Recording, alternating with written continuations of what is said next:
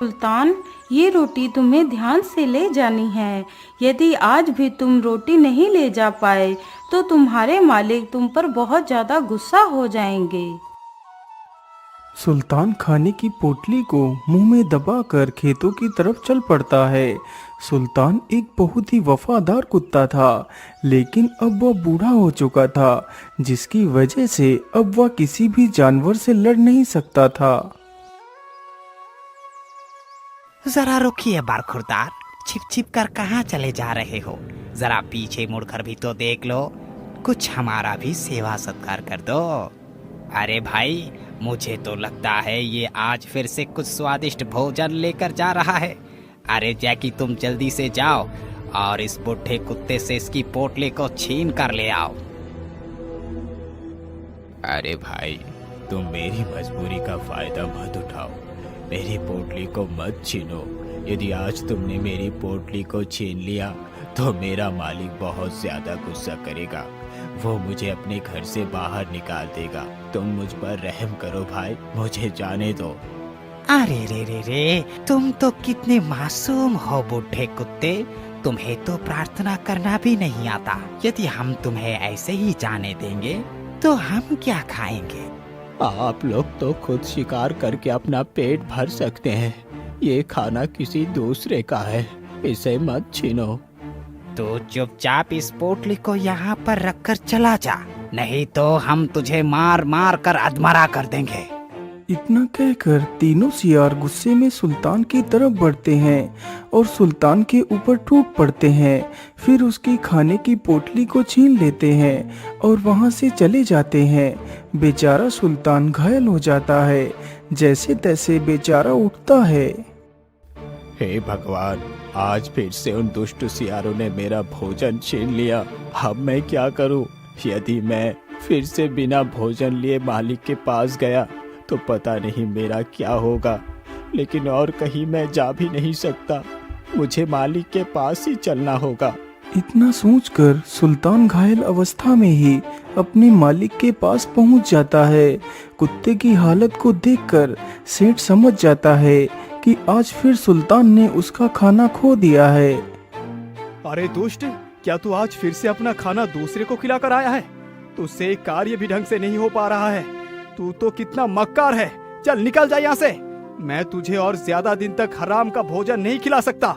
इतना सुनकर कुत्ते की आंखों में आंसू आ जाते हैं, लेकिन बेचारा बूढ़ा सुल्तान कर भी क्या सकता था। वो चुपचाप वहां से जंगल की ओर चला जाता है।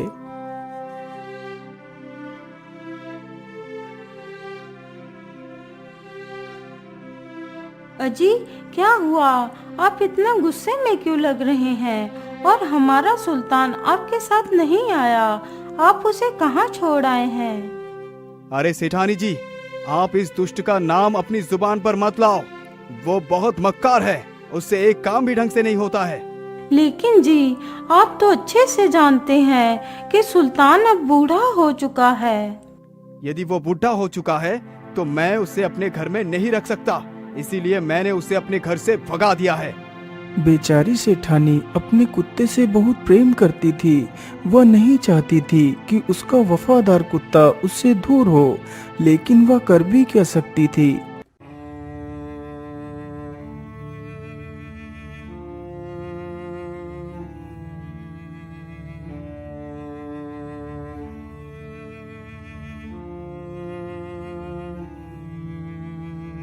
बेचारी सेठानी रात भर उस सुल्तान के बारे में ही सोचती रहती है। मैं ऐसा करती हूँ, कल सुबह ही सुल्तान को ढूंढने के लिए जाती हूँ।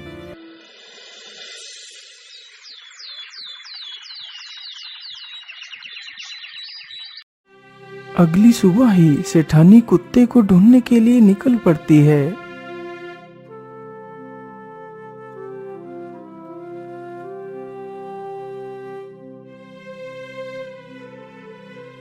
हे भगवान, पता नहीं मेरा सुल्तान कहाँ चला गया। तभी सेठानी की नजर एक पेड़ पर पड़ती है। उसी पेड़ के नीचे सुल्तान बैठकर रो रहा था।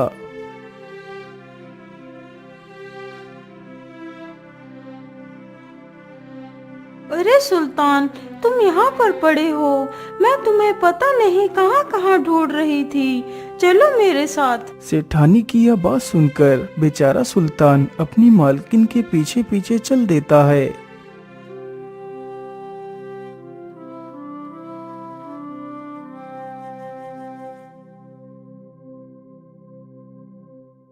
अरे दुष्ट, तू फिर से आ गया।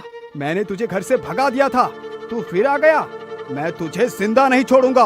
रुक जाइए सेठ जी, सुल्तान को मैं लेकर आई हूँ। आप उसे घर से नहीं भगा सकते। अरे भाग्यवान, तुम एक साधारण कुत्ते के लिए मुझसे बहस कर रही हो। अजी, मैं कुछ नहीं जानती। सुल्तान हमारे साथ ही रहेगा। अच्छा ठीक है भाग्यवान, तुम चिंता ना करो, मैं इसे कुछ भी नहीं करूंगा। अच्छा सुनो भाग्यवान, तुम जरा हमारे लिए कुछ मीठा ले आओ। ठीक है जी, मैं अभी लाती हूँ।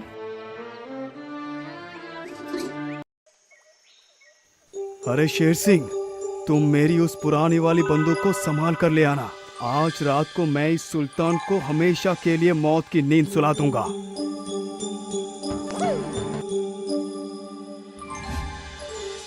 हे भगवान, मैंने पूरी जीवन अपने मालिक की सेवा पूरी वफादारी से की है। क्या मेरा बूढ़ा होना ही मेरा गुनाह है? हे प्रभु, अब मैं क्या करूं? मैं ऐसा करता हूं, अपने मित्र भालू के पास चलकर सहायता मांगता हूं। ये सारी बातें सोचकर सुल्तान जंगल की तरफ चल देता है। कुछ दूर चलने के बाद वह अपने मित्र भालू के पास पहुंच जाता है।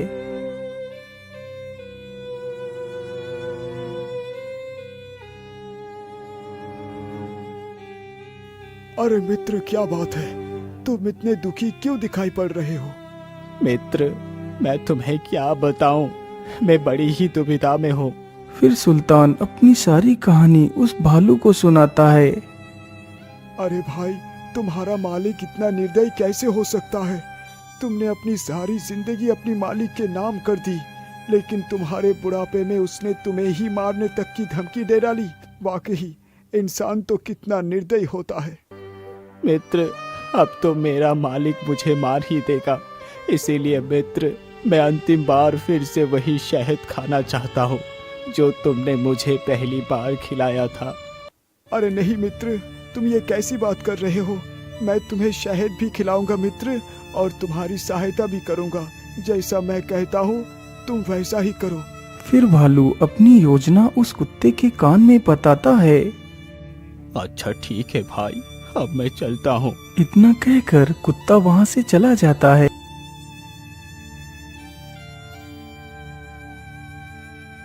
अरे सुल्तान, मैं खाना बनाने के लिए जा रही हूँ। तुम वीर का ख्याल रखना। इतना बोलकर सेठानी घर के अंदर चली जाती है। सुल्तान वहीं पर बैठा रहता है। उसके सामने ही उसका सेठ बैठा था तथा उसी के पास सेठ का बच्चा भी लेटा था। ओहो, कितना समय हो गया है, लेकिन अभी भी शेर सिंह बंदूक को लेकर क्यों नहीं आया? सेठ इतना सोच ही रहा था कि तभी वहाँ पर सुल्तान का मित्र भालू आ जाता है। अरे अरे रे रे, बाबा भालू, मेरा डंडा कहाँ गया? सेठ डर के मारे वहाँ से भाग खड़ा होता है और दूर एक पेड़ के पीछे जाकर छिप जाता है। भालू उस बच्चे को अपने मुंह में दबाकर वहाँ से चल देता है। तभी सुल्तान भालू के ऊपर भौंकने लगता है, तो वह भालू जानबूझकर कुत्ते से डरने का नाटक करता है। तभी सेठानी भी बाहर आ जाती है। सुल्तान, तुम उस भालू को छोड़ना मत। मेरे बच्चे को बचा लो सुल्तान, नहीं तो मैं भी मर जाऊंगी। सुल्तान भालू के ऊपर भौंकता रहता है, तो भालू उस बच्चे को वहीं पर छोड़कर वहां से भाग जाता है। सेठानी तुरंत ही अपने बच्चे को उठाकर अपने सीने से लगा लेती है। तभी वह सेठ भी वहां पर आ जाता है। यह दृश्य देखकर तो सेठ की आंखें फटी की फटी रह जाती हैं। मालिक, ये लीजिए, मैं बंदूक लेकर आ गया। अरे नहीं नहीं शेर सिंह, अब मुझे इस बंदूक की आवश्यकता नहीं। आज मैं एक बहुत बड़ा पाप करने से बच गया। जिसने मेरी रखवाली पूरी जीवन भर की, आज वो बूढ़ा हो गया तो मैं उसे मारना चाहता था। हे प्रभु, तूने मेरे हाथों से ये पाप होने से रोक लिया। सुल्तान, मुझे माफ कर दे, मैंने तुम्हारे ऊपर बहुत जुल्म किया था।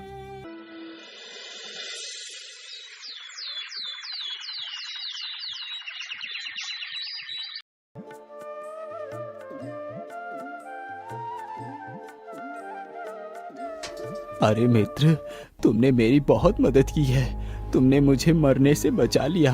मैं तुम्हारा ये एहसान कभी नहीं चुका सकता। अरे मित्र, तुम कैसी बात कर रहे हो? मैंने तो अपना फर्ज निभाया है। सच्चा मित्र वही होता है जो मुसीबत के वक्त काम आए। अच्छा मित्र, अब मैं चलता हूँ, मुझे देर हो रही है। इतना कहकर सुल्तान वहां से वापस चला जाता है।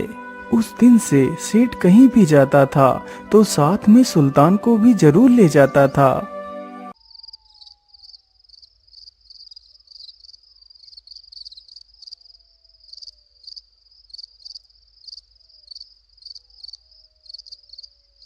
अरे मित्र उठो, देखो मैं आया हूँ।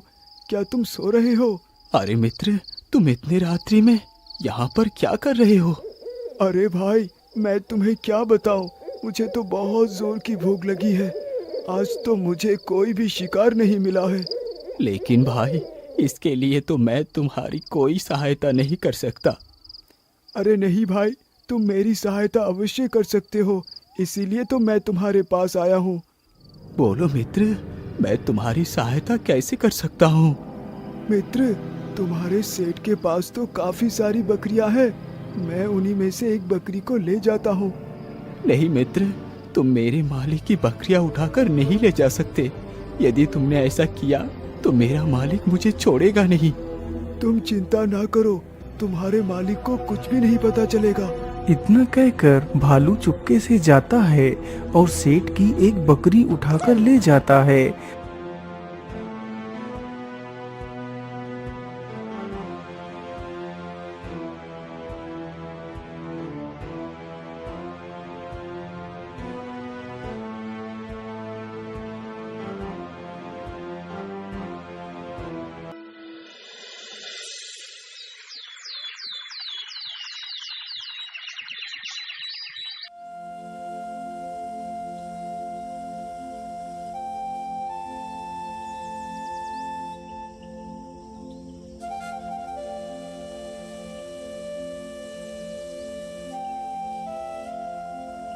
ओहो, आज भी शिकार नहीं मिल रहा। क्या करूं? शिकार नहीं मिला तो खाऊंगा क्या? मैं तो बेकार में ही इतनी मेहनत कर रहा हूं। चलो अपने मित्र के पास ही चलता हूं। अरे मित्र, आंखें खोलो, मेरी सहायता करो। अरे क्या हुआ मित्र, तुम क्या सहायता चाहते हो? अब तुम्हें क्या हुआ? अरे भाई, आज फिर से मुझे कोई शिकार नहीं मिला है। कृपा कर मुझे एक बकरी ले जाने दो। लेकिन मित्र, मैं लेकिन कुछ नहीं मित्र, मुझे मना मत करो, मुझे जाने दो। इतना कहकर भालू फिर से जाता है और एक बकरी को उठाकर ले जाता है। बकरियां खा खा कर तो भालू की शिकार करने की इच्छा ही खत्म हो गई थी। अब तो उसे बिना मेहनत के ही शिकार मिल रहा था। वह रोज रोज कोई नया बहाना बनाकर जाता और बकरी को उठाकर ले जाता।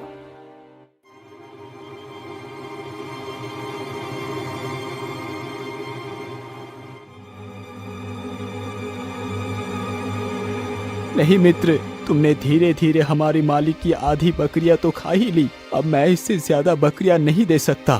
मुझे माफ कर दो, मैं तुम्हारी इससे ज्यादा सहायता नहीं कर सकता। इतना कहकर कुत्ता भालू के ऊपर भौंकने लगता है। तभी कुत्ते की आवाज सुनकर उसका मालिक डंडा लेकर बाहर निकलता है। मालिक को आता देख भालू वहां से भाग जाता है। कुत्ते की इस हरकत से भालू को बहुत गुस्सा आया। ये कुत्ता तो कितना दुष्ट निकला। मैंने इसकी इतनी मदद की, लेकिन इसने मेरी मदद करने से इनकार कर दिया। मैं इसे जिंदा नहीं छोड़ूंगा। मैं इससे अपना बदला जरूर लूंगा।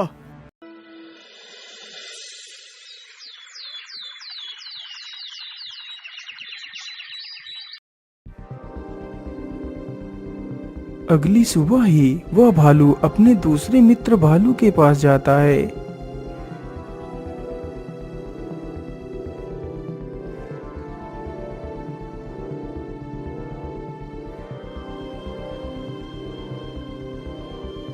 अरे भाई, आज रात हमें उस दुष्ट कुत्ते को मारना है, तभी हम दोनों उन मोटे और स्वादिष्ट बकरियों को खा पाएंगे।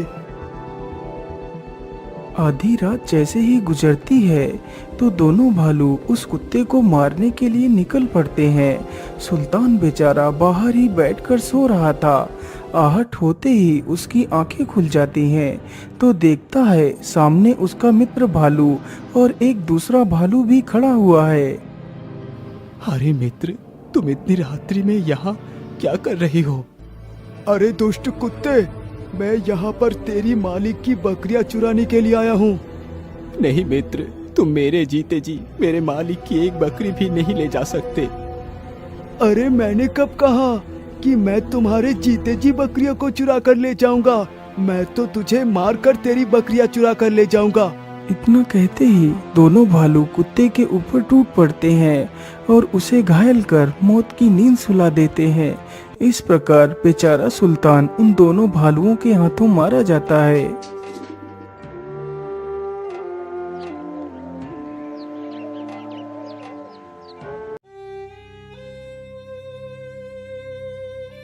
अरे सुल्तान कहाँ गया?